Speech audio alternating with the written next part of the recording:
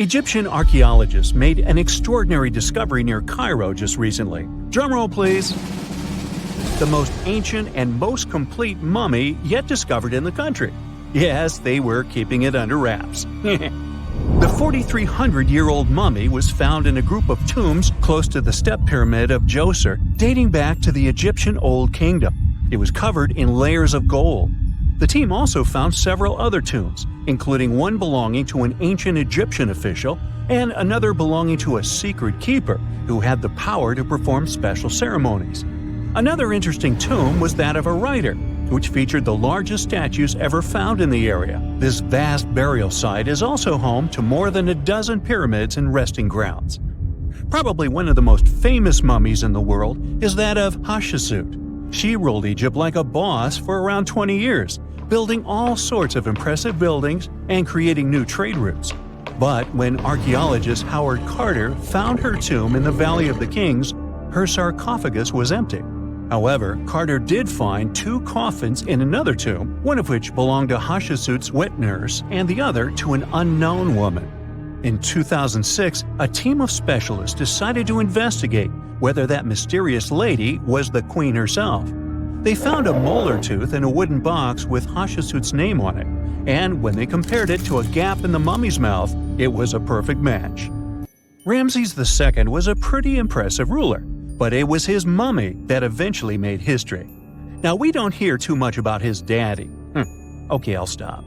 Ramses is considered to be the most powerful pharaoh in all of Egypt, as he reigned for a whopping 6 decades. He also lived to be over 90 years old. Now that's pretty amazing, considering the time he lived in. Ramses II supposedly had over 100 offspring too. Talk about a big family. When he passed away, his body was originally buried in the Valley of the Kings, but some sneaky guys tried to rob his tomb of all his treasures. Officials back in the day weren't having any of that though, so they moved his body to a secret location to keep it safe.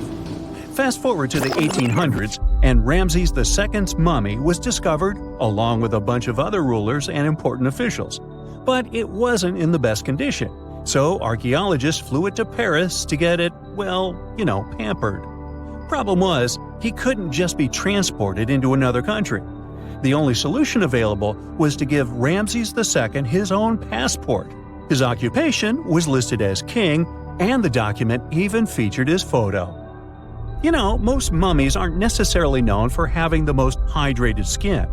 But that of an ancient woman, also known as Lady Di, proves otherwise. No, not that Lady Di. This wealthy lady from ancient times was discovered in an ornate tomb in 1971, and she looked fabulous, if we can say so about a mummy. Thanks to the special conditions in her tomb, like the moisture in the environment and the lack of oxygen, her body was almost perfectly preserved. Her skin was soft, her hair was on point, and she was still flexible. The museum that now proudly displays her mummy also shows a ton of fancy items that were buried with her, like dinnerware and musical instruments. Archaeologists investigated the mummy further and discovered that she passed away from a heart attack at around 50 years old. Even though it hasn't been around for over 2,000 years, Lady Di is still making history. The mummy of Otzi the Iceman was discovered in the Alps in 1991. Austrian authorities initially thought he was a modern mountaineer because he was so well preserved. Turns out, he was actually from the Copper Age. He was found in a mountain pass over 10,000 feet above sea level. Through studying his mummy, we've learned so much about life in Copper Age Europe. For example, we know that he was a native of Central Europe and enjoyed eating meat. He also suffered from arthritis, narrowing arteries, and intestinal problems. But he likely used acupuncture and medicinal herbs to treat these conditions. And apparently, he was pretty handy with tools. He sharpened them just days before his untimely demise. Who knows if he was expecting trouble or just getting ready for some routine work. Now, King Tut and his story is most likely the one that made all mummies famous. This pharaoh passed away at the young age of 19, more than 3,000 years ago. But his mummy is still one of the most well-known in the world. When his tomb was opened in 1922, people went wild because it was still intact, unlike many other royal tombs. It had some seriously blinged-out coffins, including one made of solid gold.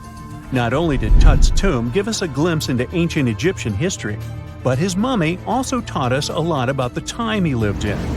DNA analysis helped identify his parents and revealed that the pharaoh had a rare bone disorder that might have made walking a bit tough.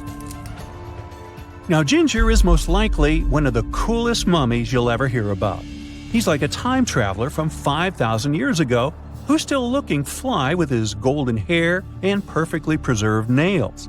Ginger was discovered in Egypt and is believed to be the earliest known mummified body. Before people even knew about mummification, they used to place bodies in shallow graves in the hot, dry sand. And since the sand absorbed all the water, bacteria couldn't reproduce and the body was preserved naturally. Now, scientists are not sure if Ginger's preservation was intentional or not, but since he was buried with some pottery vessels, it's likely that whoever buried him knew some serious preservation techniques. If you want to meet Ginger in person, he's currently chilling at the British Museum. One Dutch art collector bought a statue from Asia and ended up finding a weird discovery. The statue contained a mummy hidden inside. Unfortunately, the body was too fragile to move, so they had to leave it there.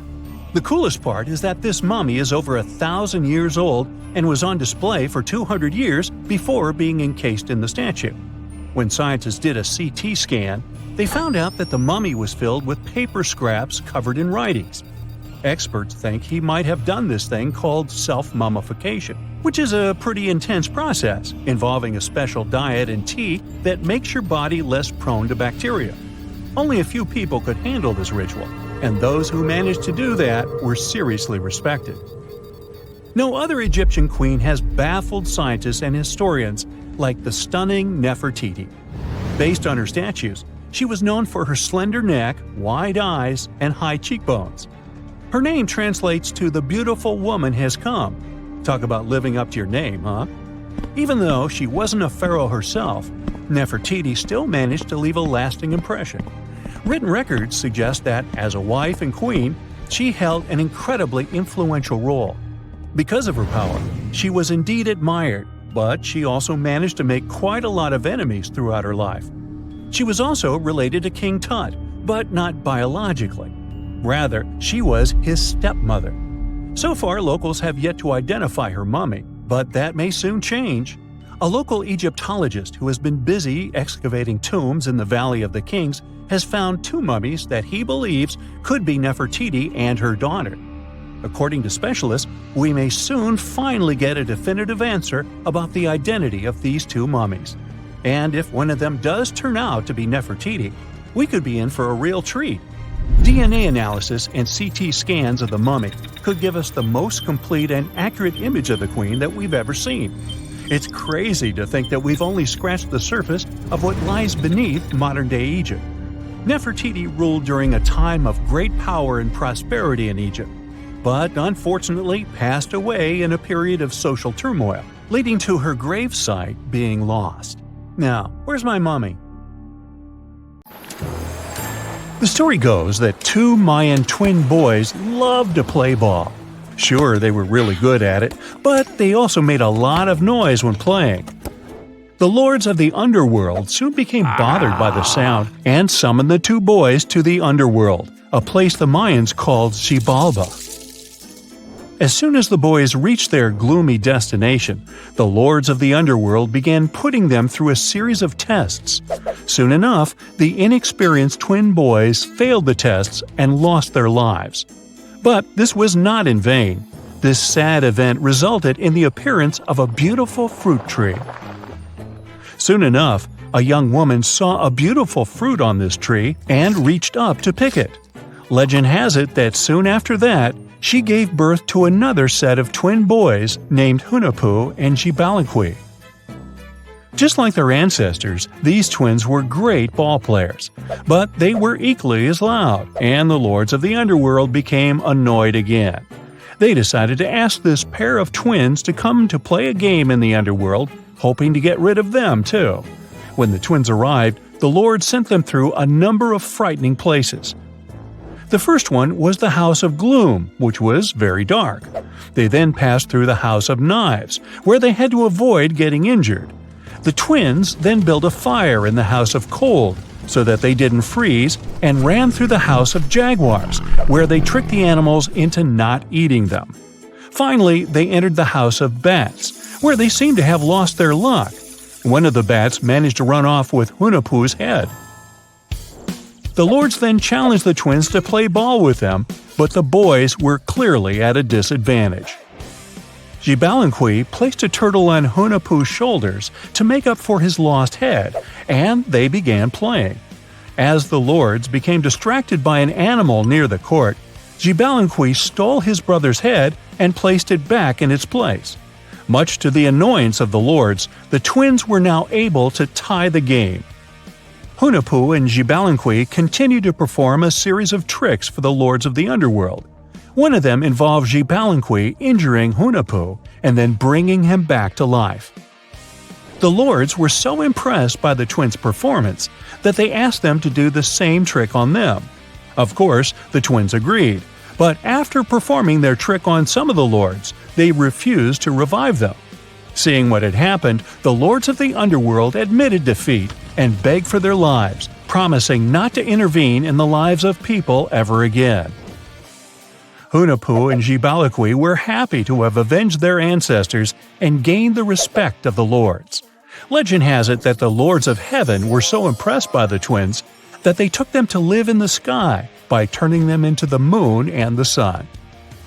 The Maya civilization was one of the most dominant indigenous societies in history, and their folklore and traditions are still discovered and studied today. They used to live in a territory called Mesoamerica. It was made up of modern-day Mexico and parts of Central America like Guatemala, Belize, Honduras, Yucatan Peninsula, and El Salvador. They lived from 1800 to 900 BCE and up to 900 to 1500 CE. Apart from their impressive legends, the Maya were very skilled inventors. They're known for their calendars, writing systems, farming methods, and sports. Their writing, for example, was found preserved on buildings and stone monuments, as well as in rare books and pottery. It's a system made out of more than 800 hieroglyphics in various combinations. Each of those signs was said to represent a syllable. Their writing system was deciphered by accident by Tatiana Proskorakov, an American woman who initially studied to be an architect. Since she didn't find a job in her field, she eventually became a Mayanist in her own right, despite not being academically trained. She was the first to notice that the Mayan upended frog glyph meant birth, and that their toothache glyph meant the date when the king ascended to the throne.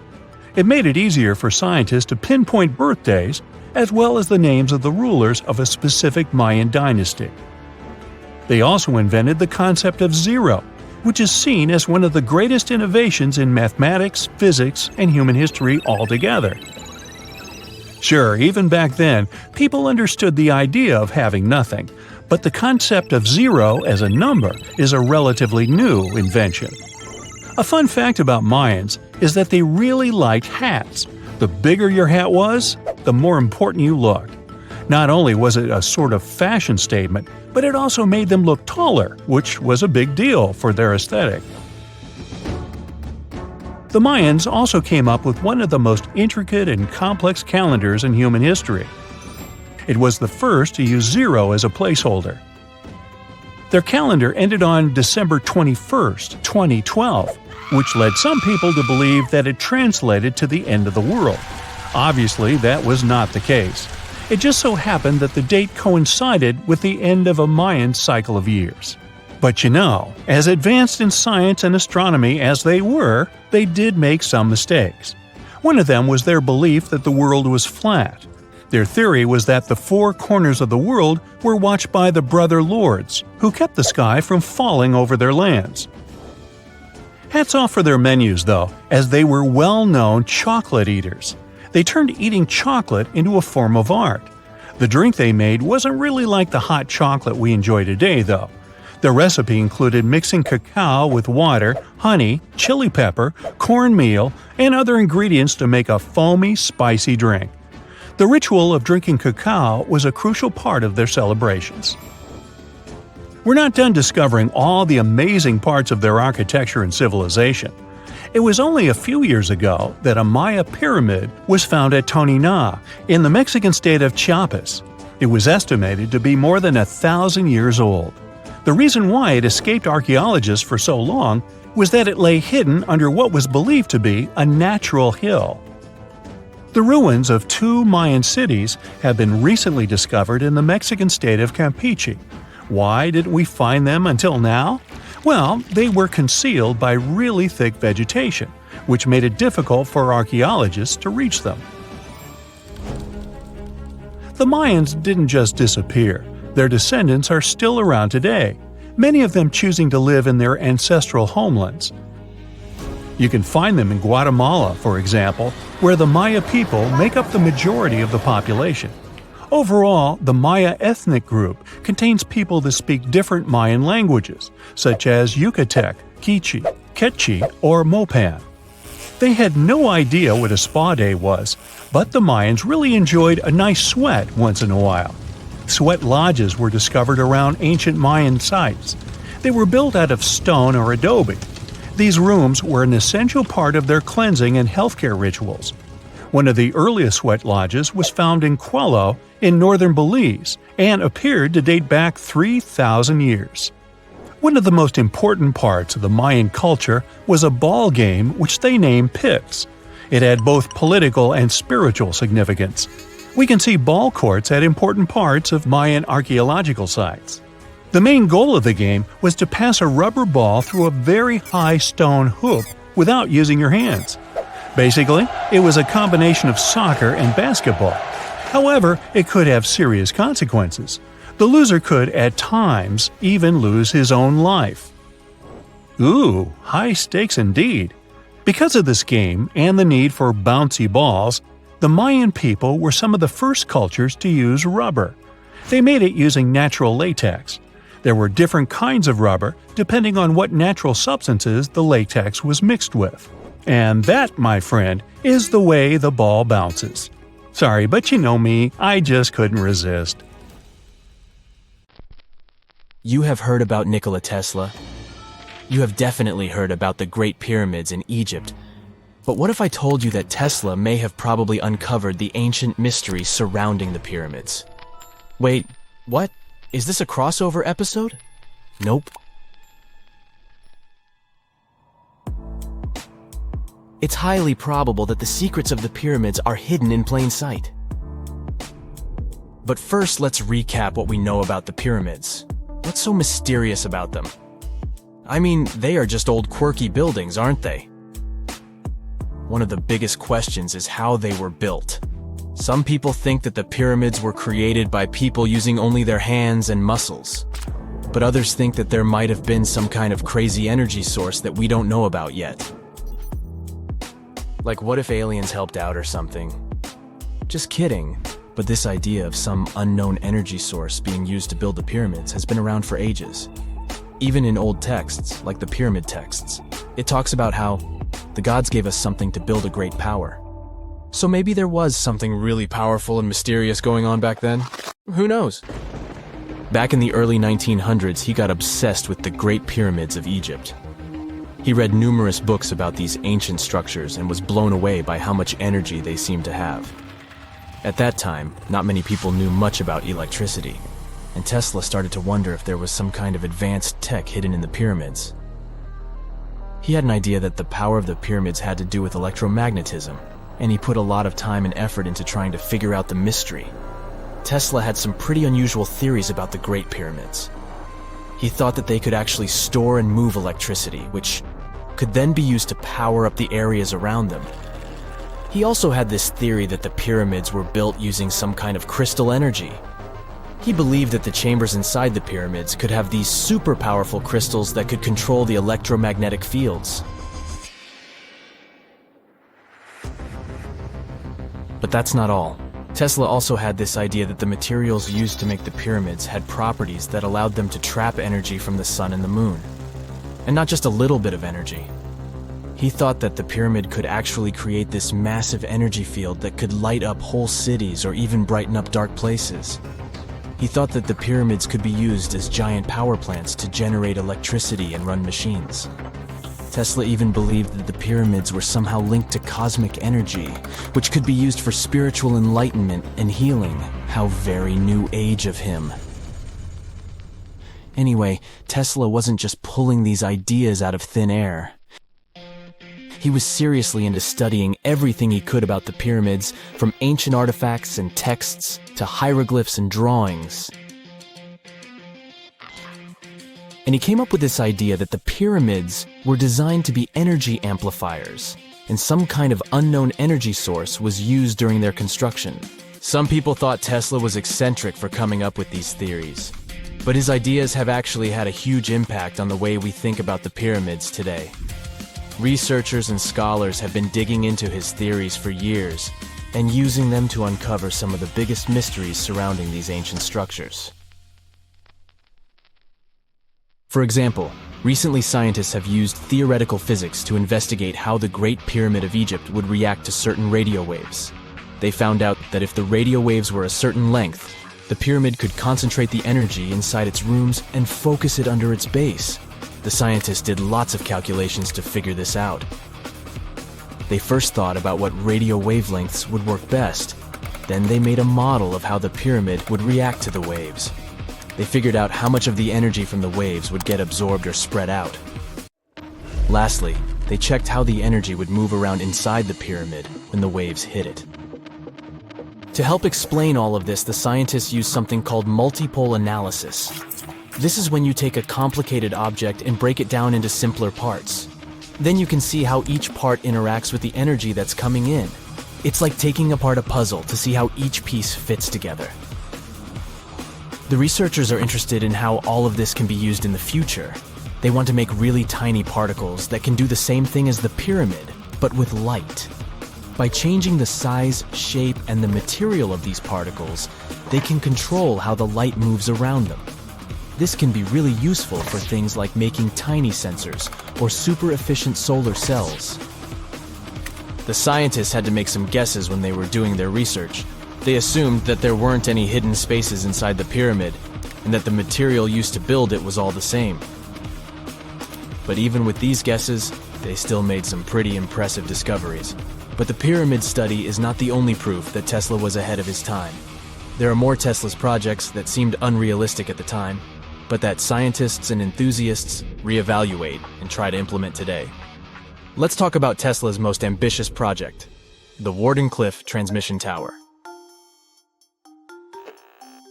Back in 1900, Tesla was already a big shot when it came to electrical engineering in America. People were blown away by his amazing inventions and the fact that he managed to outdo Thomas Edison in the battle of currents. However, Tesla wasn't content to rest on his laurels. He decided to embark on his most ambitious project yet, the transmission tower at Wardenclyffe. It was built between 1901 and 1905, and it was based on one of Tesla's breakthrough ideas. He had a vision to make the impossible possible by creating a global wireless communication system. It would use Earth itself as a conductor, transmitting music, news, stock market reports, secured military communications, and even facsimile images. Does it sound familiar? Right, it sounds just like the internet that we use today, only without the use of any wires. But Tesla had a much bigger dream in mind, to transmit power wirelessly. He already proved that high-frequency signals could be sent without any wires using his Tesla coil transformers, and this sparked his obsession with wireless energy transmission. His vision was to not only transform the way we communicate, but also to find a way to transfer power currents globally by tapping into the Earth's natural energy. Tesla believed that there was an abundance of free energy all around us that could be used for humanity's benefit. In 1899, he conducted some top-secret experiments and got convinced that it was possible to transmit electrical power through the Earth's upper atmosphere. This is actually how the Wardenclyffe Tower was created. It was supposed to be the prototype station for a network of towers all over the globe that would provide the whole world with wireless energy. Unfortunately, Tesla didn't have the resources or the patience of his investors to bring this project to fruition. It ran into all sorts of financial problems and roadblocks, and in 1917, the unfinished tower was finally torn down for scrap metal to pay off Tesla's mounting debts. Now it remains a sad reminder that even the greatest minds can sometimes fall short of their dreams. The original red brick laboratory, however, is still there, and it is the only Tesla lab that has survived. Fun fact, in 2017, a film crew made a crazy discovery. They used ground-penetrating radar to explore the area around Wardenclyffe, and they found a whole series of tunnels stretching for hundreds of feet underneath the site. Nobody knows exactly what these tunnels were used for, but people have been speculating for years that they were part of Tesla's grand plan. Wardenclyffe, of course, is a major landmark for Tesla enthusiasts from all over the world. Who knows? Maybe someone will finally crack the mystery of the tunnels one day. But even if they don't, the legacy of Tesla and his amazing ideas lives on. When you hear the word mummy, you might get a chill down your spine. That's because most of us associate this word with those creepy characters we've seen in some scary movies. But in reality, mummies have helped us understand a lot about ancient civilizations, their rulers, and about how people used to deal with losing their loved ones. The people most famous worldwide for their mummies are the ancient Egyptians. They believed that some sort of existence after passing away was possible, if certain conditions were met. That's why they insisted on preserving the human body through the process of mummification and placing the mummy in a furnished tomb, kind of like giving it a fully functioning apartment of its own. Why did they believe in this? Well, because they were deeply connected to their natural environment for the most part. They saw the natural cycles around them, like how the sun rose every day, followed by the moon, or how new life was always sprouting from plants, even after they had wilted away. They also believed that the powerful spirit Osiris, who represented the cycle of passing away and resurrection, played a role in this process. To prepare for the afterlife, the ancient Egyptians followed certain rituals, like mummification, which involved using materials like honey, resins, and incense to preserve the body. There's no other mummy more popular than that of King Tut. He was a young pharaoh who ruled over 3,000 years ago in Egypt. The problem with discovering ancient royal tombs is that most of such burial sites were previously robbed. People knew ancient rulers had been left with many valuable belongings, so those locations became vulnerable to thieves. When King Tut's tomb was opened in 1922, people were excited because it had not been robbed, like many other previously discovered royal tombs. That's how well hidden it was. Inside, his mummy was encapsulated in a total of 3 coffins, including one made of gold. The objects found in his tomb showed us what ancient Egypt was like, and studying his mummy also helped us learn about the culture and practices popular at the time when he passed away. We also learned about his family by looking at his DNA. Scientists were able to discover that he had had a disease called malaria and a problem with his foot that might have made it hard for him to walk. Ramses II was another pharaoh in Egypt who ruled for 68 years, which was quite a lot back in the day. He was known for his expansion campaigns and building projects. Many objects from his time as a ruler still exist today, including a large statue of him. Ramses II was about 6 feet tall and lived to be about 90 years old. After looking at his mummy, scientists concluded that he may have had a medical condition that affected his spine. Now, remember those thieves I mentioned before? They are probably the reason why Ramses II ended up in a plain coffin in a secret collection of royal mummies at Deir al-Bahari, which was rediscovered in 1881. Thankfully, archaeologists were able to identify him because his journeys had been recorded on his wrappings. The process was really tedious too. In fact, in ancient Egypt, the mummification process could take a staggering 70 days to complete. A special person would say a very specific speech while delicately handling the body and drying it out using a type of salt called natron. They also used linen and resin to make the body look more lifelike and to wrap it in cloth. The tomb was equally as important for ancient Egyptians. The walls of King Tut's tomb, for example, were adorned with intricate artwork that depicted his journey to the afterlife, from his burial procession to his passage through the underworld. The ancient Egyptians believed that everyone made this journey after passing away, and they filled their tombs with items and paintings to help the person in their spiritual travels. Additionally, the walls of the tomb were decorated with spells from a special book, which contained a collection of poems that the Egyptians believed would help people reach the afterlife. And speaking of how important this journey was, people also placed food in these ancient tombs. In King Tut's tomb, archaeologists discovered 36 jars of vintage beverages and 8 baskets of fruit, which were believed to be left there to help him in his journey to the afterlife. The Egyptians believed that traveling to the afterlife took a really long time, so they left a lot of supplies, such as food and water, to sustain their loved ones. Pharaohs also generally had numerous luxurious garments and beautiful jewelry in their tombs to ensure that they would have a fashionable journey. These items included various types of linen clothing, such as tunics, scarves, gloves, and headdresses, as well as a lot of gold jewelry with precious stones, like bracelets, buckles, pendants, necklaces, rings, and even precious depictions of insects for protection. Some were also deposited with fans made from ivory and ostrich feathers to keep them cool in the afterlife. Some ancient rulers were even placed in their forever apartments along with boats. For example, Pharaoh Khufu built the Great Pyramid at Giza as his tomb, and a large ship was found inside. King Tut, however, was buried with multiple boat paddles, but no actual boat. Instead, he had 3 chariots and numerous walking sticks made of precious materials, perhaps indicating he'd rather travel to the beyond by land, not by water.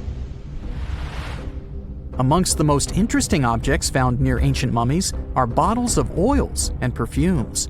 If rulers were supposed to be fashionable, why not smell nice too, right? Also, some of them had some ancient kinds of board games, most of them made out of precious materials like gold or ivory. One of those games was called Senet. It was very popular amongst the ancient Egyptians and very similar to modern-day chess. The ancient Egyptians may have the most famous mummies out there, but they weren't the first to invent the procedure. In fact, it all started in South America with an ancient civilization named the Chinchorro. As far as we know today, these people were the first to mummify their loved ones that had passed away. They did it somewhere around 2,000 years before the Egyptians started their own rituals.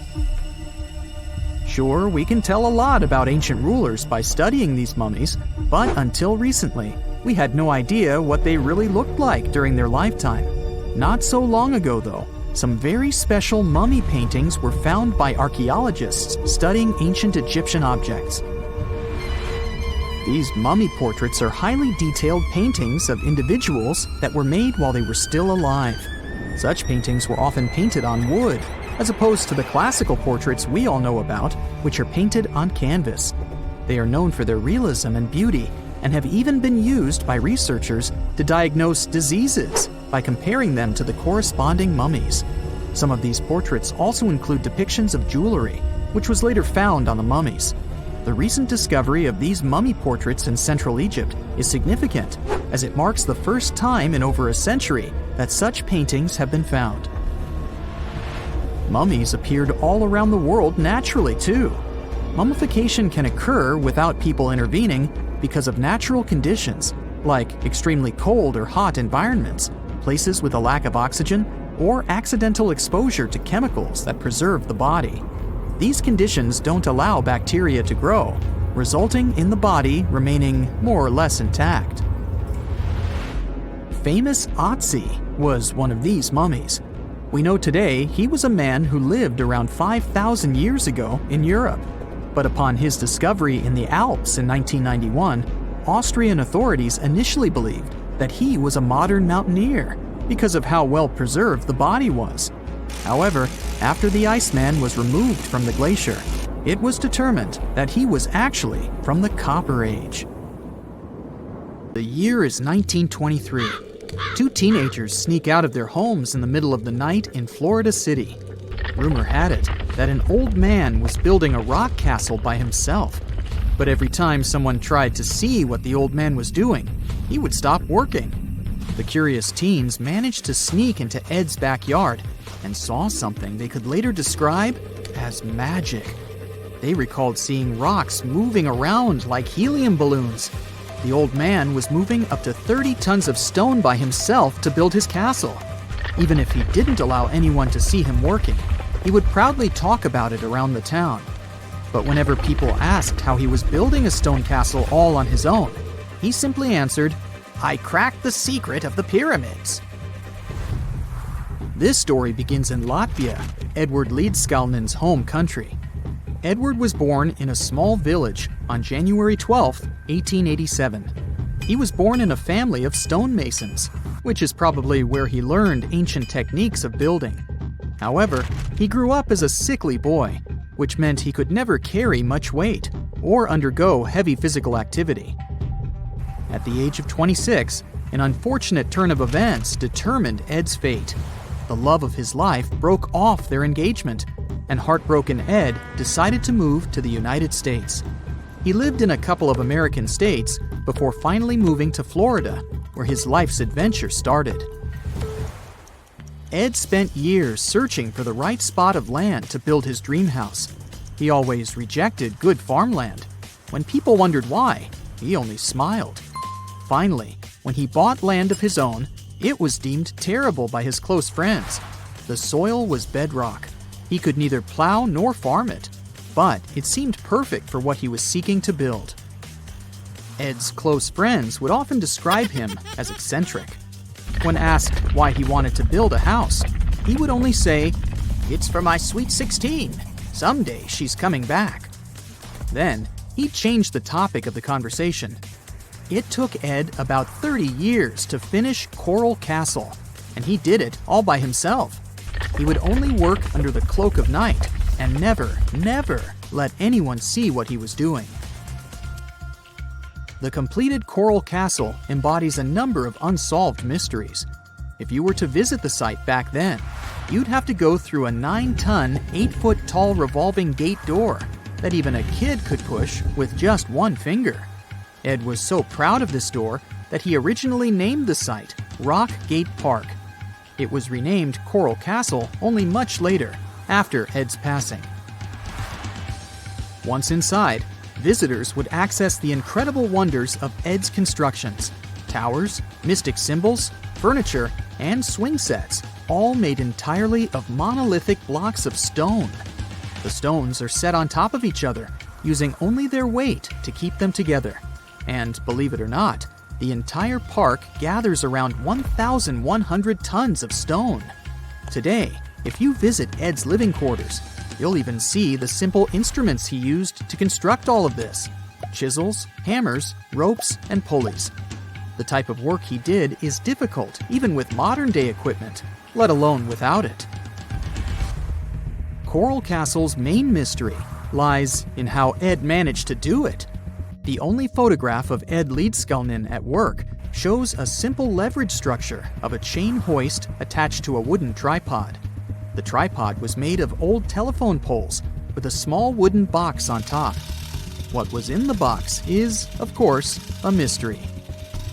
Unfortunately, he took his secrets with him, not sharing the truth of his work with anyone else.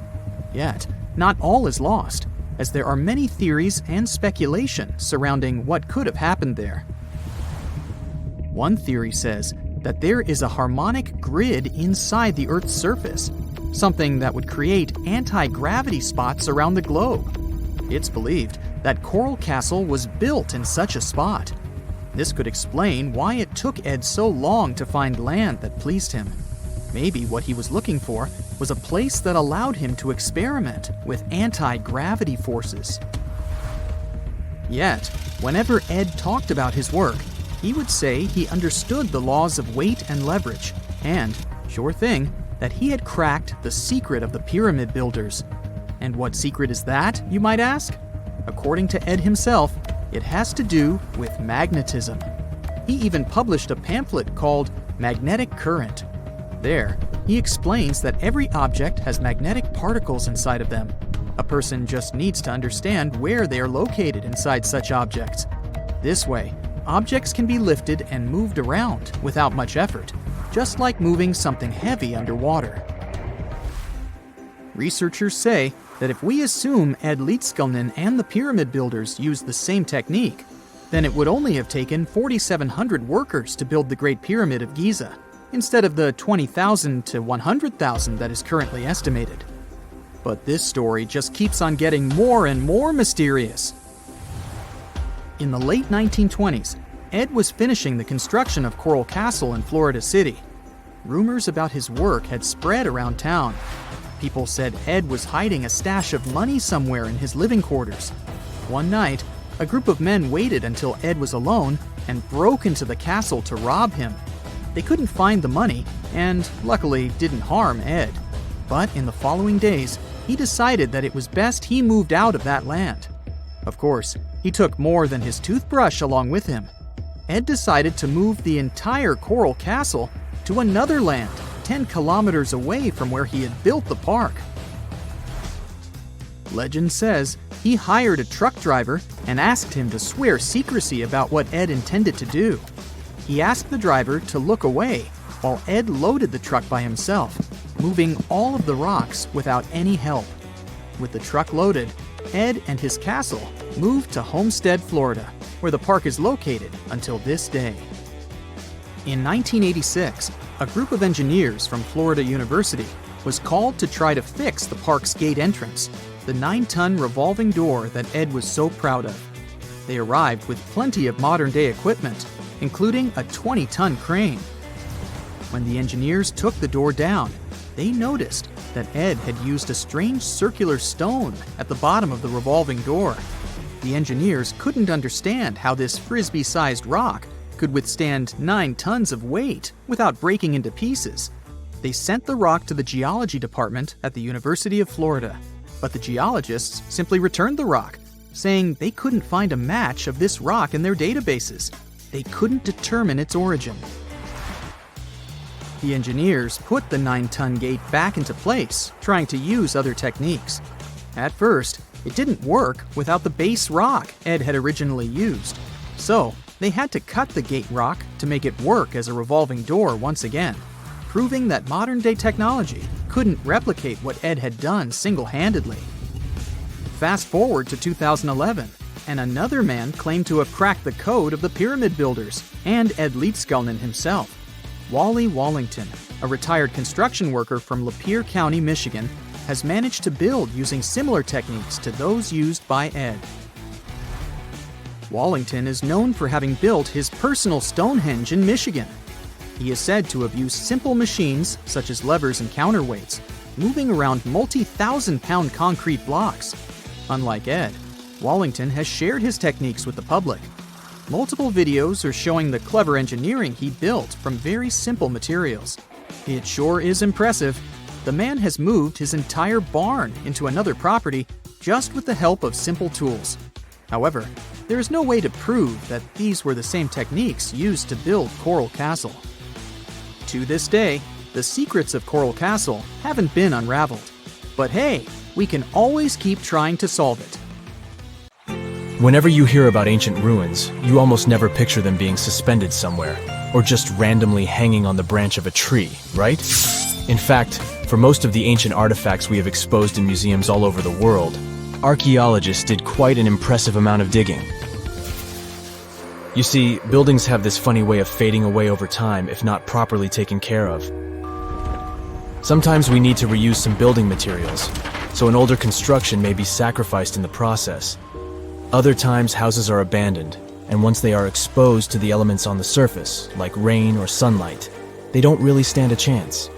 Some just simply crumble away due to good old erosion. So the only way a piece of architecture can survive the test of time is if it's somehow gotten buried deep down. Now, how did they end up buried in the first place? Well, it's quite the comedy of errors. Ancient cities had a habit of gradually raising their ground level like a kid adding toppings to their ice cream sundae. You see, these settlements were always busy collecting food and building materials to keep up with their ever-growing population. But hey, who has time to deal with waste and rubbish? It wasn't exactly high on their to-do list back in the day. So when it came to building new houses, ancient civilizations found it much easier to save their sweat and tears by piling up the rubble and constructing right on top. But that's not all. Rivers would also occasionally flood and deposit a layer of sediment on the city floors, further encapsulating those ancient constructions. And in those dry regions like the desert, where the wind likes to show off its sand and dust dance moves, you can bet it was a constant struggle to keep the establishments clean. One hilarious example is the Sphinx, which had its head buried in sand until a group of archaeologists unearthed it in 1817. Some ancient towns eventually got covered up because they were completely abandoned. With less human activity to control their expansion, plant seeds couldn't resist the opportunity and sprouted all over the place. They gobbled up carbon dioxide from the air and grew, adding more and more bulk to the ground. Those cheeky roots even decided to stabilize the soil made from decaying plant matter, creating layers upon layers of earthy goodness. It's like the ultimate DIY project Mother Nature embarked on, with plants as her loyal helpers. The act of digging into the secrets of ancient civilizations is not just about unearthing a lost world. It's also an epic quest to reveal the hidden treasures beneath layers of history. But how do archaeologists know where to dig in the first place? If everything is covered in layers upon layers of sediments, debris, and plant roots, they must have some sort of system they rely on before embarking on a new project, right? For starters, they're not always the ones suggesting an archaeological dig in a certain location. Let me explain. Let's say you're a contractor and you want to build a new fancy apartment complex in your city. Some local legislations have certain requirements before your project can start, though. For instance, before anyone starts building on a piece of land, they might need to bring in specialists to check the soil. These clever folks can be archaeologists, geologists, or paleontologists, and they need to keep an eye on things during development. If any artifacts or ecofacts, fancy word for organic remnants, are discovered, these experts swoop in to excavate and study them. But what about sites that have nothing to do with bulldozers and yellow hats? Archaeologists have more than one trick up their sleeves when it comes to locating ancient hotspots. They dive deep into historic records with a healthy dose of detective work. By sniffing out old documents and maps, they can piece together the puzzle of human activity in a specific area. If a site has been visited before, it's even better. Finding records of past excavations or historical accounts can give archaeologists lots of information on where to continue their treasure hunt. Before archaeologists start swinging their shovels, they engage in a bit of a visual scan mission. Armed with a grid system, they'll stroll around the site, keeping their eyes peeled for any artifacts that might be hiding just beneath the Earth's upper layer. From groundstone tools to historic glass and even ancient garbage dumps, yes, they're also valuable. These keen-eyed explorers can spot signs of human activity faster than most people. If they stumble upon midden soil, fancy term for a garbage dump, they know for sure that humans once called this place home. Archaeologists don't just rely on their trusty shovels, though. They have an arsenal of gadgets to aid in their search for hidden wonders. Geophysical tools are like their secret weapons. Take the resistivity meter, for example. This clever contraption measures the electrical component of the soil and any buried features or artifacts. A buried wall, for instance, will create a different resistivity reading than the surrounding soil. Magnetometers and ground-penetrating radar work in similar ways, showcasing potential hints of ancient treasures in the soil. And who could forget our trusty old friend, the GPS? It helps archaeologists map out precise locations, like a high-tech treasure map, leading them straight to their pot of gold. Care to virtually visit some of the most important archaeological sites in the world? Well, follow me. In the United Kingdom, for instance, you'll find this interesting place called Stonehenge. It's one of many henges scattered around, but this one really takes the cake. Picture this: massive ancient stones standing tall and proud, arranged in a funky outer ring and an inner horseshoe, with some smaller stones thrown in for good measure. And guess what? These amazing stones have been around for over 5,000 years. Talk about a serious case of rock-solid longevity. Now, here's where it gets interesting. According to local folklore, the legendary wizard Merlin whipped out his magic wand and poof, He teleported these massive stones all the way from Ireland. Apparently, some giants had assembled them there, but Merlin decided they would look much better at their new location. Others think it's just the ruined remains of an old Roman spiritual edifice. These amazing structures were built by our Bronze Age ancestors. With their simple tools and limited tech, they managed to create this monumental masterpiece. Impressive, right? Unfortunately, there's still so much we don't know about this area. Stonehenge's initial purpose remains a mystery to this day. Sure, there are lots of theories, but scientists have yet to agree on the subject. However, we do know that it's perfectly aligned to catch the sunrise during the summer and winter solstices. The ancient city of Pompeii is an equally amazing archaeological site. Picture this. Mount Vesuvius, a notorious troublemaker, decided to throw a volcanic tantrum and completely covered this ancient Roman city. It turned it into a time capsule, located outside present-day Naples in Italy. Fast forward to the year 1748, when a bunch of adventurous explorers stumbled upon Pompeii. Lo and behold, they discovered a treasure trove of well-preserved goodies: streets, houses, food. Probably a bit stale by then. Blingy jewelry, fancy sculptures, colorful frescoes, everyday household items, and even animal and human remains. It was like an epic archaeological party. From the looks of it, Pompeii had it all. Fancy houses and villas, a massive 20,000-seat arena, cute little artisan shops, hangouts like taverns. And let's not forget the saucy spots like those luxurious bathhouses for some intense pampering. There's also the Sanctuary of Apollo, where people used to gather for their daily dose of worship. And of course, the bustling heart of the city, the Forum of Pompeii, where all the cool people used to hang out. And guess what?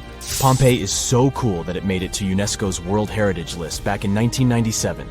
That's like the ultimate Hall of Fame for historical awesomeness. It also includes many other famous buildings and sites, like the Taj Mahal in India and the Acropolis of Athens in Greece. A gruesome discovery took place in Egypt some years ago. You want to hear about it? 16 human hands, carefully buried in 4 eerie pits. They didn't look too much like human hands at first, since they were abnormally large, but they were. Weirdly, there were only right hands. No left hands were in sight. It turned out that it points to the practice of an ancient dark ritual.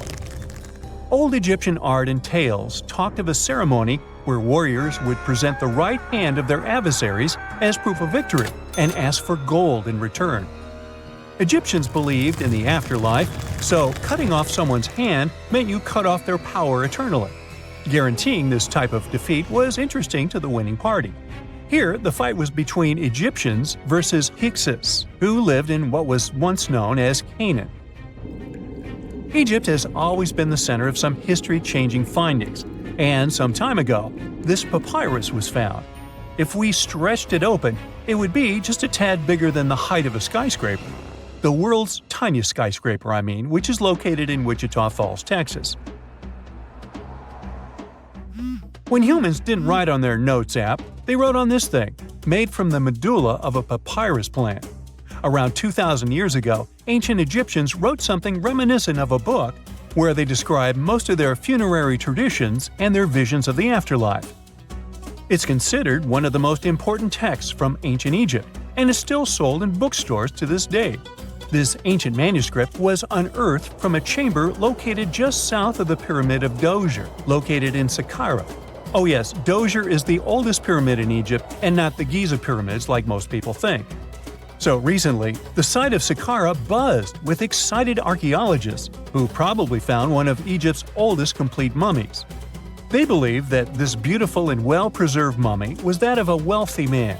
He was discovered in a deep shaft, covered in layers of gold leaves.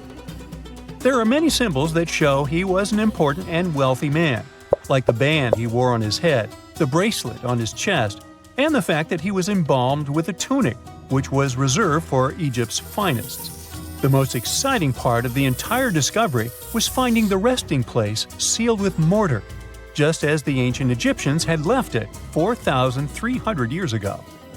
Now this may sound weird, but back in 2008, archaeologists discovered a missing pyramid. Now it went missing because it deteriorated over the span of 4,000 years. Today, you can only see its base. It was a pretty important site back in ancient times. It is said that around the area of the pyramid, the ancients hosted a special type of ceremony where high priests would carry mummified remains of sacred bulls. Now, here's a fun fact. Ancient Egyptians believed that Apis bulls were earthly incarnations of the city deity of Memphis and was connected to rites of fertility. It wasn't just any Apis bull, though. They needed to be all black, with a single white mark between its horns and a bunch of very specific characteristics. They were selected by the local priests and honored until they passed away. After that, they were mummified and buried in underground galleries. Meanwhile, this missing pyramid sort of disappeared around the 1800s.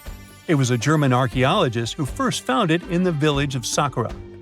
He called it the Headless Pyramid when he first found it. But then, years after the official discovery, the desert sand came along and covered the whole thing. There were some excavations between the 19th and 20th centuries, but they weren't too systematic. That's why scientists were so thrilled when they dug an entire pyramid's base after removing the 25-foot mound of sand that was covering it. Oh, and it turns out American archaeologists are excavating a cemetery in Egypt that could contain over 1 million mummified bodies. So far, archaeologists have dug around 1,700 mummies. One of the main differences from other classic Egyptian mummies is that these people weren't kings and pharaohs. They were commoners that most likely lived about 1,500 years ago, when Egypt was controlled by the Roman and Byzantine empires. The name of the cemetery is cool, though, the Way of the Water Buffalo, just in case you want to check it out on your next trip. Other than bulls and buffaloes, ancient Egyptians also liked baboons. Are you seeing a pattern here? In the beginning of the 20th century, archaeologists discovered a site filled with mummified baboons in a place called, guess what? The Valley of Monkeys. An animal wouldn't have been mummified if it wasn't considered important. Certain animals were more important than others, since they were linked to specific deities. Jackals were connected to Anubis, the ancient god of the afterlife, and cats were likened to the female deity Bastet. Baboons were a pretty big deal, since they were believed to be connected to Thoth, the deity of wisdom and advisor to Ra, one of Egypt's supreme deities. The archaeologists who studied these animals weren't too happy. They think these baboons were kept inside and were deprived of sunlight for most of their lives. They had extreme vitamin D deficiencies and they were poorly fed. Maybe Thoth got angry with these baboon keepers. Just a guess. Since there's never a boring day for archaeologists in Egypt, they also found human mummies with golden tongues. Since Egyptians were all about the afterlife, they believed that golden tongues might help a person speak once they pass to the other side. I mean, it's a long shot, but hey, why not? Some of these mummies were placed in wooden coffins with goods, such as necklaces, pottery, golden artifacts in the shape of lotus flowers and scarab beetles, and iPhones. Just kidding. A new temple was also unearthed recently in Egypt. Scientists believe it was dedicated to honor Zeus Cassios. That deity would be a cross between Zeus, the almighty Greek deity of the sky, and Mount Cassios. While digging around the Sinai Peninsula in Egypt, archaeologists spotted 2 pink granite columns poking out of the ground, and bingo.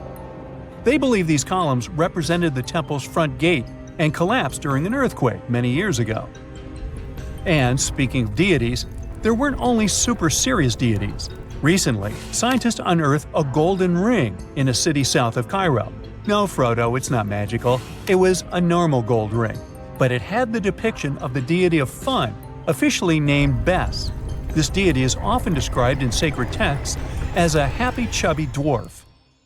Today, many tattoos we get are sorta deprived of any sense and are made of aesthetic purposes only. In ancient Egypt, though, women would get tattoos as a token of protection for childbirth.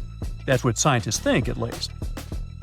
Around the Nile region, scientists found some mummies that had well-preserved tattoos, which is a rarity since the skin deteriorates so easily. 2 of these women tattooed their lower backs, and the drawings were simple. They were mostly pictures, including that same chubby dwarf we just talked about, Bes. He also had a side hustle as the protector of women during childbirth. Now, would you believe me if I told you ancient Egyptians invented robots? No? Well, that's because that's not entirely true. Sure, they were astronomers, mathematicians, and engineers, and somehow they also squeezed an eccentric invention into that package. An automated deity some scientists called Hathor. This wooden statue had been in the Metropolitan Museum of Art for years before someone noticed its secret. With the help of an X-ray machine, specialists discovered a mechanical operating system inside it. The pulley-like axis goes from the statue's shoulder to her left leg. When the system rotates, the statue raises and lowers her hand. Hey, pick me! Pick me! I got my hand up! There are countless doors all over the world that haven't been opened for decades, and even centuries. The question is why? It seems that nowadays you can open any door you want. The truth is that some doors were sealed for a grave reason. And so far, nobody has found out what treasures and mysteries they hide. Here are 4 doors that keep their secrets all too well. The Taj Mahal. First up, we've got the Taj Mahal in India, one of the most romantic places in the world. Shah Jahan commissioned it in 1631 and dedicated it to his 3rd wife, who he loved like crazy. They were married for 19 years and had a whopping 14 kids together. But unfortunately, she passed away while giving birth to their last baby. Shah Jahan was heartbroken and decided to build an epic tomb to remember her by. The construction took a whopping 20 years to finish. The building has quite an interesting layout. The design is super unusual with these 4 massive 130-foot tall minarets that stand on the corners of a huge platform. They're not just there for looks. Back in the 17th century, architects were having some serious issues with buildings collapsing under their own weight. So, the chief architect of the Taj Mahal made sure to place those minarets as far away from the tomb as possible. And he even tilted them in a way so that if they did fall, they wouldn't wreck the rest of the Taj Mahal. Talk about planning ahead. The Taj Mahal is hiding some crazy secrets. There are sealed rooms all over the place that nobody is allowed to enter. And if you check out photos of the building from the riverside, you can spot 2 basements. But guess what? They're sealed up too. Nobody knows what's inside or why they've been locked up since the time of Shah Jahan. Apparently, there's a good reason why those rooms are off limits. Some researchers think that they were built using marble, which turns into a different substance called calcium carbonate if it's exposed to carbon dioxide. And when that happens, little bits of marble start chipping off like crazy. To make matters worse, there's no air flowing into these rooms. That means that if too much CO2 builds up in the basement, the 4 minarets could collapse. But wait, there's more. Some people think that the body of Shah Jahan's wife can be found in one of these sealed-up rooms in pristine condition. Why not? Who knows what the mysterious rooms might keep? The Great Sphinx of Giza. The Great Sphinx of Giza is shrouded in mystery. It's not just the largest monolith statue in the world, but it's also a hybrid creature with a woman's head and a lion's body that originates from Egyptian and Greek mythology. It's also very ancient. It's estimated to be around 4,500 years old. The construction of this marvel took about 3 years and required 100 workers, who were not slaves and were treated with delicacies like sheep and goat meat. It is also thought that it used to be much more massive than it is now. Archaeologists found huge stone blocks and abandoned toolkits near the site. However, the real secrets of the Sphinx lie underground, near its paws. A group of scientists used a seismograph to detect 2 hidden chambers beneath the Sphinx's paws. Some people think that these rooms might be the legendary Hall of Records, which holds ancient scrolls revealing the secrets of the universe. I mean, that's way cooler than any library I've ever been to. Rumor has it that the Egyptians even had info on Atlantis stashed down there, which is like a super old version of a conspiracy theory. Unfortunately, we can't go on an adventure to check it out just yet. The chambers presumably have 2 entrances, but both remain sealed. The researchers haven't yet received the green light to check out their theory. Let's hope they won't keep us in suspense forever. Sri Padmanabhaswamy Temple. This temple is located in the beautiful state of Kerala in India. This temple is famous for more than just its breathtaking beauty. Underneath the temple there are 6 vaults, creatively named A, B, C, D, E, and F. The enormous iron doors to these chambers add to the mystery of what's behind them. A few years back, the authorities decided to open these vaults to the world, but it wasn't an easy task. You can't just open the doors and enter the vaults. It required a lot of work. It took them a while, but finally, in 2011, they opened 5 of the 6 chambers. And guess what they found? Tons of treasure. Bags of gold, precious gemstones, and priceless diamond jewelry. The estimated worth of everything found in the vaults is a whopping $1 trillion. It's like the temple was the real-life inspiration for Aladdin's Cave of Wonders. But wait, I said 5 of the 6. What happened to the last one? Vault B has remained closed, but not for lack of trying. They simply didn't manage to open it. There is even a belief that it's fatally cursed. Legend says that only a saint or sage can break the curse by chanting a specific mantra. But no one has been able to do this yet, presumably because we don't have saints or sages at our disposal. There is also rumor that in the 30s some temple invaders tried to enter Vault B to do some good old looting. But they never reached their target. Apparently terrible snakes materialized out of nowhere and chased the gang away.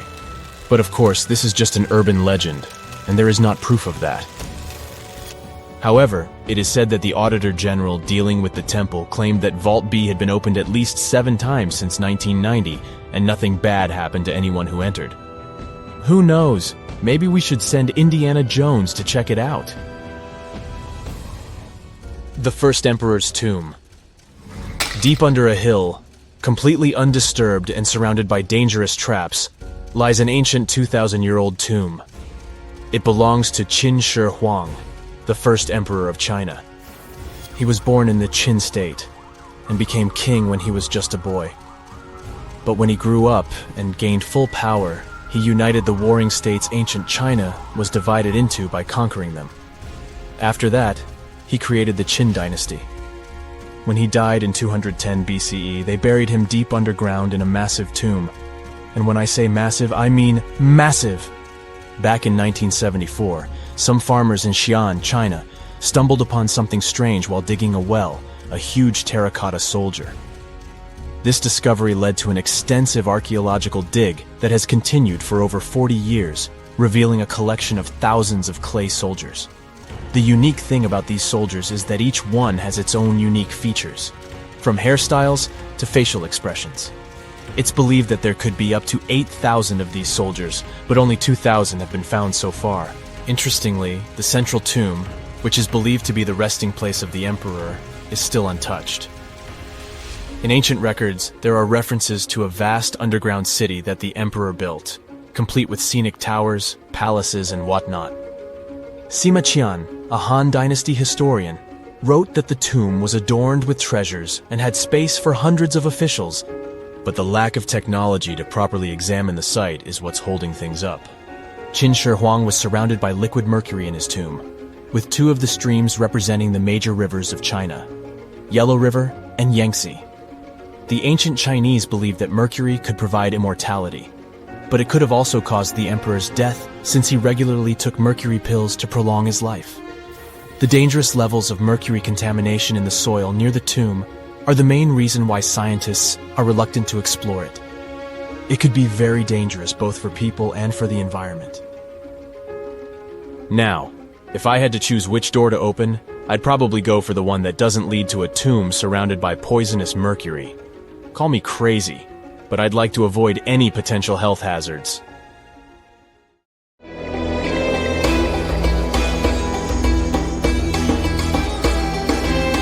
The Great Pyramid was created as the final resting place of ancient Egyptian monarch Khufu. According to legend, French leader Napoleon entered the Great Pyramid and came back out looking shaken and super pale. He never revealed what he saw inside, but whatever it was is said to have affected him for the rest of his life. When Napoleon entered the pyramid, he would have walked through a super tight and ascending passageway. He'd then go through another passageway, known as the Great Chamber. This corridor would have been much taller than the previous one, and would have cobbles too. He'd then reach the King's Chamber, the centerpiece of the Great Pyramid, which was lined with huge blocks of granite. But it wouldn't have looked as grand as we might imagine. There are no hieroglyphics decorating its walls, as Egyptians only began decorating the burial chambers of pyramids much later on. The pharaohs' tombs deep inside the pyramid would have also been filled with treasures, from chunks of gold to the world's most expensive jewelry. But this would have all been looted a long time ago. The only thing that probably would have been left in there would have been a huge sarcophagus, which would have once contained the king's mummy. He'd also have to walk past the queen's chamber. This room most likely didn't hold any queens though, as pyramids were usually only built for one person. There are mysterious tunnels leading from here. To this day, no one is really sure what they're there for. And that's not the only mysterious and creepy thing Napoleon may have encountered, as stories of pharaohs leaving ancient curses on pyramids go way back. Many pyramids had warnings written on the outside, telling of horrifying things that would happen to those who entered and disturbed the peace. We might not know what exactly Napoleon found in the Great Pyramid that scared him so much, but we know for sure what was found in Tutankhamun's tomb. Tutankhamun was an ancient Egyptian pharaoh who was only 8 or 9 years old when he took to the throne.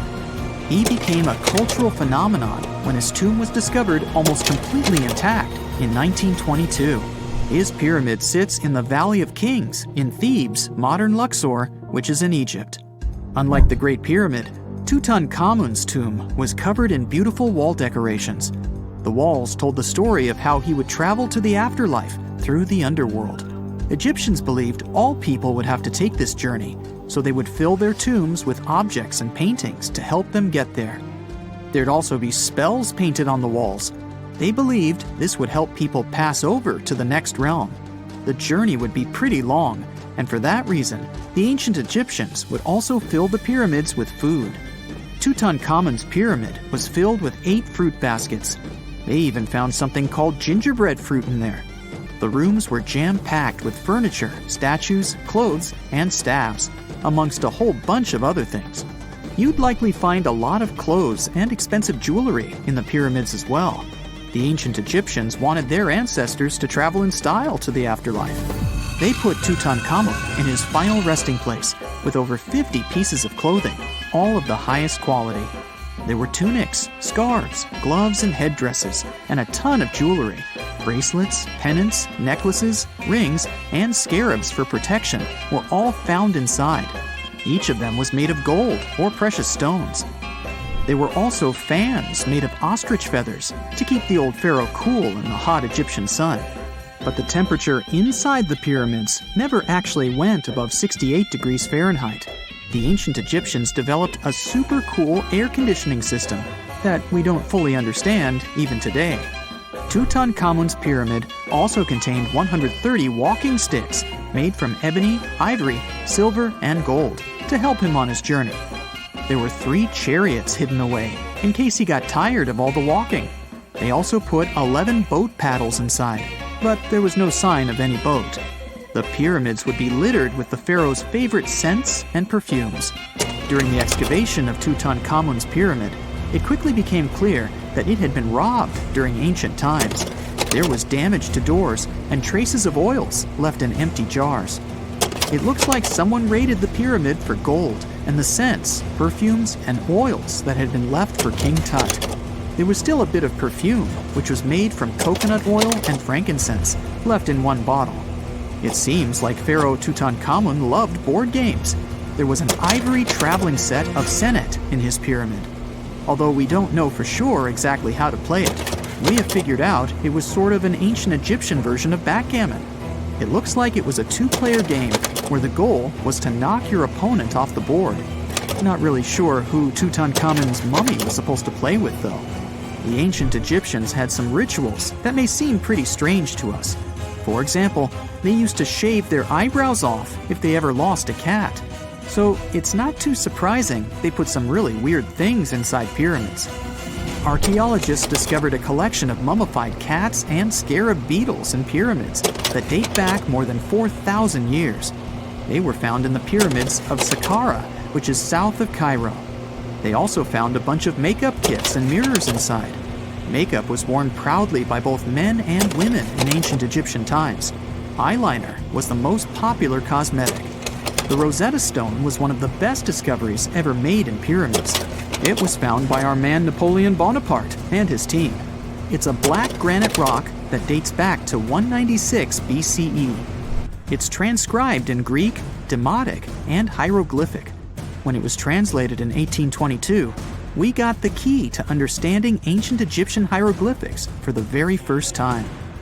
The discovery of Queen Hatshepsut's mummy in 1903 changed our understanding of the Egyptians forever. After she had passed away, her successor, Thutmose III, removed most of the evidence of her reign, so we basically knew nothing about Egypt's first great female leader. She's now gone on to become one of the few and most famous female pharaohs of Egypt. Pharaoh Khufu even had a fully fledged boat in his pyramid. Archaeologists uncovered more than 1,200 pieces of a giant boat near the Great Pyramid at Giza. They reassembled the boat, and it's a whopping 144 feet long. It's most likely a solar boat, which was designed to carry the resurrected king with the deity Ra. Fun fact, the Pyramid of Giza is the last remaining of the 7 wonders of the ancient world. The other 6 are the Hanging Gardens, the Colossus, the Temple of Artemis, the Mausoleum, the Lighthouse, and the Statue of Zeus. This pyramid was also the world's tallest man-made structure for 3,800 years, and it's the biggest pyramid in Egypt. It took a staggering 2.3 million blocks of limestone, and some weighed as much as 80 tons. It took an incredible 100,000 laborers and a whopping 23 years to build. Its original height was a mega 480 feet. In 2017, archaeologists discovered something weird about Egypt's Great Pyramid. There's a hidden void that's at least 100 feet long, and no one really knows why it's there or what's actually inside it. The weird void is the first inner structure discovered within the 4,500-year-old pyramid since the 1800s. Scientists used cosmic rays to detect the massive hole, but are still no closer today to finding out what's inside. The ancient Egyptians took a lot of care building the pyramids, and everything was strategically placed and structurally sound, so it's super unlikely that this hole is due to blocks falling over time. Loads of pyramids also contain small model figurines called ushabti. These represented attendants. They believed they would come to life to serve the pharaohs in the afterlife. But it's amazing that all this stuff actually fit inside. There isn't actually a huge amount of space inside the structures. It's mostly just rock. And now we're off to almost 5,000 years ago. Let me take you to ancient Egypt, where back in 2550 BC, guess what? The construction of the Great Pyramids of Giza started. People learned to build cathedrals and skyscrapers, but it wasn't until recently that these massive buildings appeared. It's still a mystery to even modern scientists how these pyramids were built 5,000 years ago. No wonder they are one of the 7 wonders of the ancient world. They're also the oldest of them and the only wonder of the ancient world that still exists in the 21st century. It must have taken a lot of cooperation to build a thing that massive, even for today's metrics. But the Giza pyramids weren't the first pyramids ever. The first one, called the Step Pyramid, was built around 80 years before the first pyramid of Giza in 2630 BC for King Djoser. It wasn't meant to be extraordinary, but ended up being quite impressive. It was a pyramid of 6 stepped layers of stone. It was 204 feet high, which is as tall as a 19-story building. And it was the tallest building that existed at that time. It wasn't just a pyramid though, it was surrounded by a whole complex of buildings, including even courtyards. In ancient Egypt, people believed in the afterlife, so everyone, especially kings, wanted to make sure they had everything they needed to get ready for it. Here's why the pyramid complex was perfectly supplied with a lot of objects people used every day. The complex included a pyramid and a kind of a palace. Those buildings had many things the king loved and might need one day, like furniture, food, and gold vessels. After Djoser, building pyramids became common practice, but many pyramids weren't finished. It would usually take about 20 years to build one, but many rulers reigned way less than that. Overall, there are more than 100 pyramids. The most famous pyramids are the Great Pyramids of Giza. The first one and the biggest one was built for Pharaoh Khufu, around 2550 BC. Initially, it was 481 feet tall, which is as tall as a 40-story building. The second pyramid was built for Khufu's son, Pharaoh Khafre, around 2520 BC. It's just a bit shorter. usually standing at 471 feet high, a 39-story building. This is the pyramid with the famous statue of the Sphinx. Sphinxes have a lion's body and a human head. They were built to guard important areas. This one has the head of Pharaoh Khafre and is guarding his pyramid, facing the sunrise. The Sphinx is most well known and is one of the world's biggest and oldest statues. Originally, it had red color and did have a nose. It's still possible to see the trace of red pigment by its ears. But no one knows exactly when the nose disappeared. For some time, the Sphinx was sort of hidden underground, being covered with sand up to its shoulders. Luckily, in the early 1800s, an adventurer with a team of 160 people dug it out. The third pyramid of Giza is the smallest one, being more than twice shorter. Originally, it was 218 feet high, about the height of a 20-story building. Built in 2490 BC, it was a pyramid for Khafre's son, Menkaure. The pyramids are designed to align with the points of the compass, and their sides symbolize the rays of the sun. But back at the time, there were no compasses. Ancient Egyptians figured out the directions themselves, and with amazing precision. To align the pyramids, they used two constellations. Originally, the pyramids were covered in smooth white limestone and had a gold-silver top to reflect the sun. Later, the white limestone was taken from the pyramids by other kings and used for other buildings. Scientists estimated that ancient Egyptians used about 2.3 million stone blocks to build the first pyramid. Each block weighed more than 1 ton. This is the weight of a rhino. Some blocks were even bigger, being almost as heavy as an elephant. 4.5 millennium ago, there was no modern equipment to help build it. There were no machines, no wheels, and even no steel. The only metal available to them was copper. Even today, scientists aren't sure how the Egyptians managed to build the pyramids. There are no records left that would shed light on it. Some even think that Egyptians wanted to keep it as their secret and didn't even record it on purpose. Many believe that poor people and foreigners built the pyramids, but it's not true. Actually, the builders were very skilled workers, and they were fed and paid well. The archaeologists claim that the builders lived in a nearby temporary city and were a highly organized community with a strong leader. Scientists say that around 20,000 people worked on each pyramid complex, and it took about 20 years to build each. It probably was a national project. The construction site was large in resources, and food and essentials were likely to be contributed from all parts of Egypt. Even with all that support, it remains unclear how people managed to cut, transport, and assemble those huge stones. One of the theories suggests the stones were most likely transported on boats down the Nile River. Then, there was a harder part. They had to be moved to the construction site. For that, they probably used wooden sleds. It wasn't very hard to pull them because the sand mixed with the right amount of water was pretty slick. And 10 people could move a sled even with a rock weighing 1 ton pretty easily. Finally, one last problem. The stones had to be lifted and put into place. Archaeologists have discovered the remains of the ramps system that dates back to when the pyramids were built. Most likely, the Egyptians designed a unique system to move and pull huge stone blocks, but no one knows what it looked like exactly. The most common opinion is that there were several ramps around the pyramid to help move the blocks. The ramp was growing with the pyramid getting higher. They suppose people were walking up the stairs, pulling the stone on the wooden sled up in the middle on the sandy ramp. But this is just one of the options. Others say that the ramps were going around the pyramid. Some say the ramps were inside the pyramid. But we'll never know for sure, and it'll forever remain a mystery, just like the ancient Egyptians wanted. Surprisingly, there's not much inside the pyramids. Most of it is just solid stone with very little open space.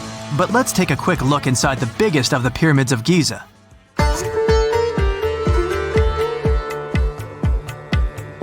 From the entrance, there are 2 stairs, one going down and the other one going up. The descending one takes you to a chamber located underground. That's where the pharaohs are, but not in this pyramid because Khufu wanted to stay higher. The underground room is partly unfinished. The room with Khufu's sarcophagus is called the King's Chamber. It's upstairs and then through the tall and long Grand Gallery. Below the King's Chamber, there's a room called the Queen's Chamber. There are no queens though, and no one is sure why the room is called this. Unfortunately, none of these have any hieroglyphs on the wall. They're just bare. If you want to see them, you should go to the other rooms that are decorated. Those pieces of art are depictions of ancient Egypt's culture and daily life. The texts allow researchers to study their language and grammar. Sadly, the treasures that once were here in the pyramid are long stolen. From that room, there are several tunnels for an unknown purpose. There are many tunnels and passages inside the pyramids. There are many chambers and shafts and secret ways. Scientists have been sending little robots with cameras there for some decades already. And the robots did discover another chamber a bit upstairs with hieroglyphs on the walls.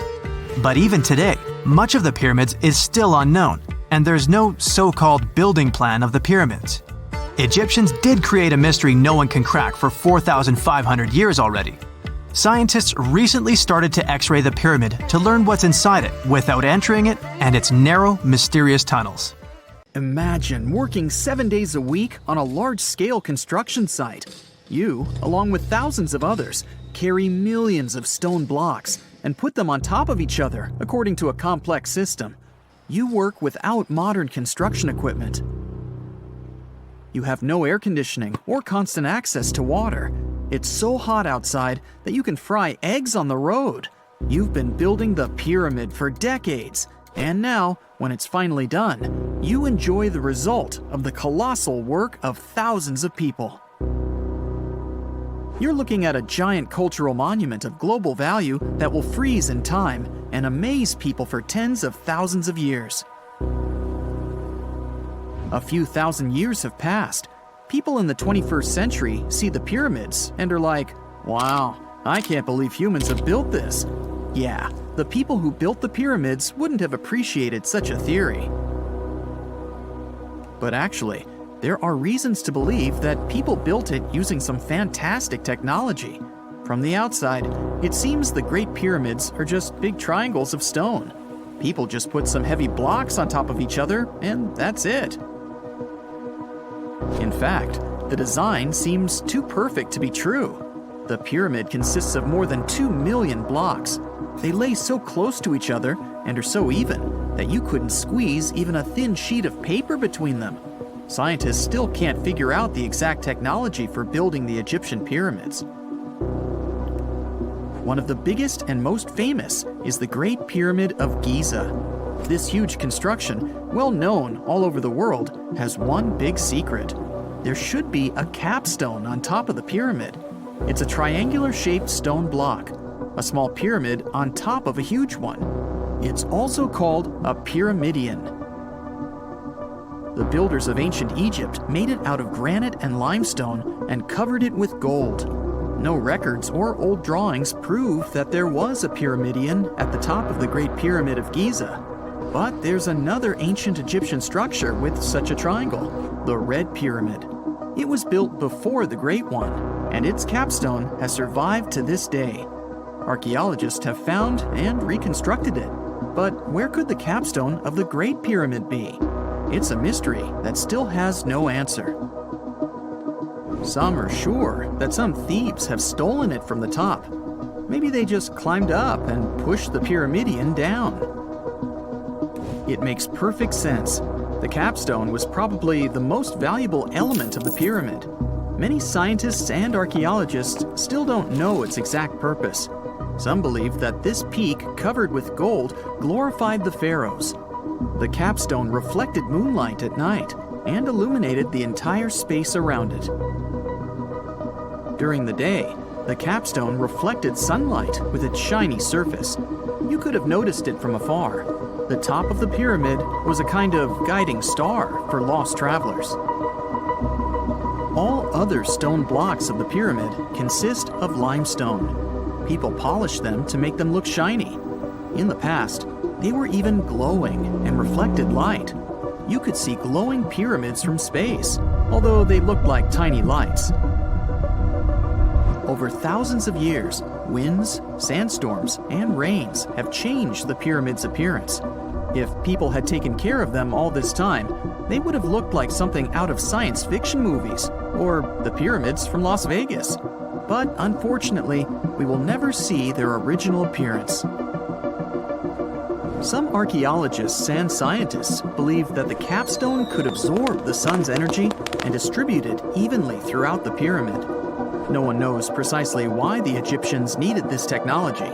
There's a theory the pyramids are ancient energy systems. The pharaohs applied this energy to use some unique technologies that were more advanced than all the achievements of the 21st century.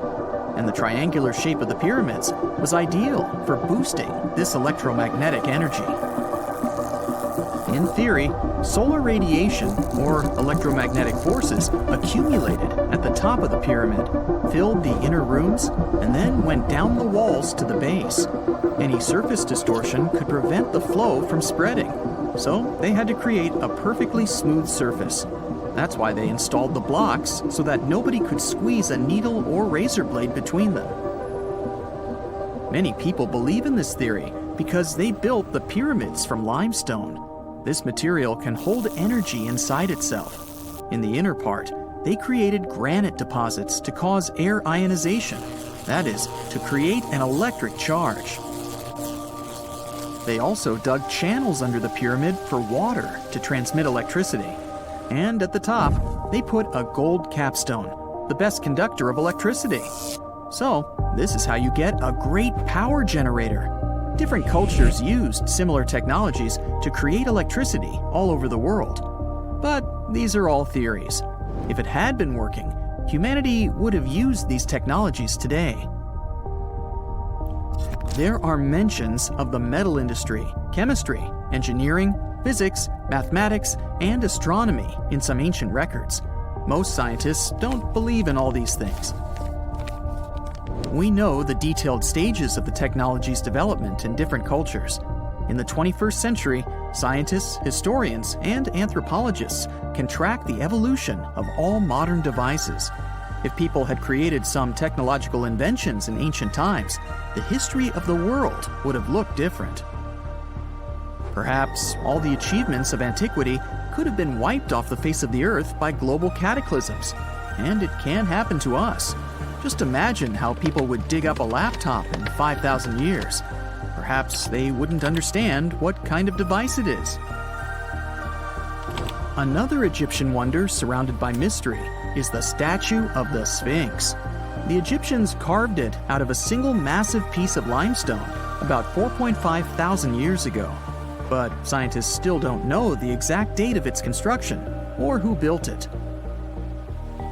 People painted the Sphinx in different colors, so it looked much brighter and more vivid in the distant past. It was shining just like the Great Pyramids. Anyway, time hasn't only changed its appearance, but its name too. Initially, the Egyptians called it Horemheb. The Greeks renamed it the Sphinx about a few hundred years after it had been built. The Sphinx emphasized the greatness of the rulers of Egypt. It also performed a symbolic function of a watchdog guarding the tomb of the pharaoh and the paths leading to it. This version sounds realistic, since archaeologists have discovered many secret entrances at the foot of the Sphinx. Perhaps these rooms and intricate tunnels lead to underground halls with treasures. And treasures don't always mean gold and jewelry.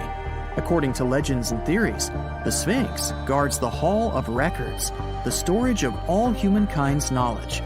The information about the ancient mythical state of Atlantis could be there. You can find many detailed maps of the internal dungeons of the Sphinx on the internet. They show structures 12 stories deep under the statue. It looks like a small city filled with gold, scrolls of knowledge, and various ancient artifacts. But don't believe all these maps. These are just theories. Several thousand years have passed, but people have very little information about it. Archaeologists know that there are still many strange and exciting things about the Sphinx that are still undiscovered. Some locals are afraid to research because they believe they can awaken something terrible from the underground depths. Therefore, it's mostly scientists from other countries who conduct the excavations.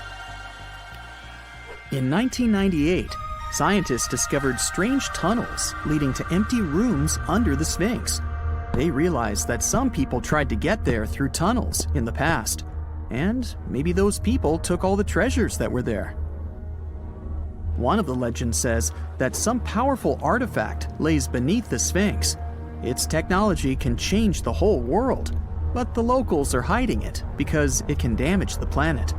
Some believe that you can find evidence of unknown technologies painted on the granite walls in the pharaohs' tombs. But most likely, these paintings and signs tell us the myths and legends of ancient Egypt. But what if Egyptian symbols and drawings are detailed instructions for using ancient technologies? What if the locals that lived at that time thought, people in the future won't be able to get energy themselves. Let's leave some detailed instructions for them. Anyway, there are many riddles and theories. In reality, the search for answers is a dangerous undertaking, since it's not easy to get into the underground halls. Excavations can ruin the structure of the entire Sphinx. Any person inside the tunnels may get lost and never be able to find their way back. Besides, it costs a lot of money. Now, what would be awesome is if people could invent some device that could scan underground areas and show their detailed models.